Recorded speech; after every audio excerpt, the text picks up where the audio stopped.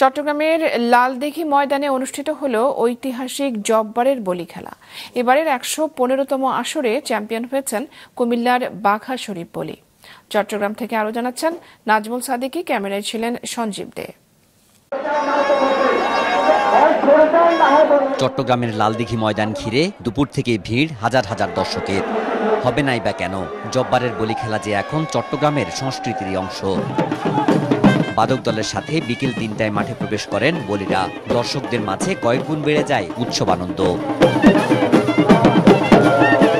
ঢোলের বাদনের সাথে শুরু হয় জব্বারের বলি খেলা। দেশের বিভিন্ন প্রান্ত থেকে বলিরা এই প্রতিযোগিতায় অংশ নেন তাদের শক্তিমত্তা জানান দিতে। চট্টগ্রামে পটিয়া আছে, সাতকানিয়া যা আছে আর কি, আল্লাহর রহমতে সব জায়গায় চ্যাম্পিয়ন হয়েছি। আল্লাহর কাছে অসীম রহমত, আল্লাহর কাছে লাখো ফরিয়াদ জানাই আমি যেন আরো খেলতে পারি, আরো চ্যাম্পিয়ন হই। পুরো বাংলাদেশের মধ্যে খেলতে পারে, কিন্তু নামটা এখানে এসে করতে হয়, এখানে এসে বড় নামটা অর্জন করা যায়। খেলার নিয়মটাও বেশ সহজ। শরীরের নানা কসরত দেখিয়ে প্রতিপক্ষের পিঠ মাটিতে ছোঁয়াতে পারলেই হলো, ব্যাস এভাবেই জিতে যান এক একজন বলি। তাদের জয়ের উচ্ছ্বাসে ভাসেন দর্শকরা। একজন একজনের সাথে কুস্তি ধরে বলি ধরে, সেজন্য দেখার জন্য আছি। দেখলে একটু ভালো লাগে, মানে মনের মধ্যে একটু সাহস লাগে। আমি আগে খেলছি খেলা, আজ 20 বছর 30 বছর আগে দুটো চ্যাম্পিয়ন হয়েছি।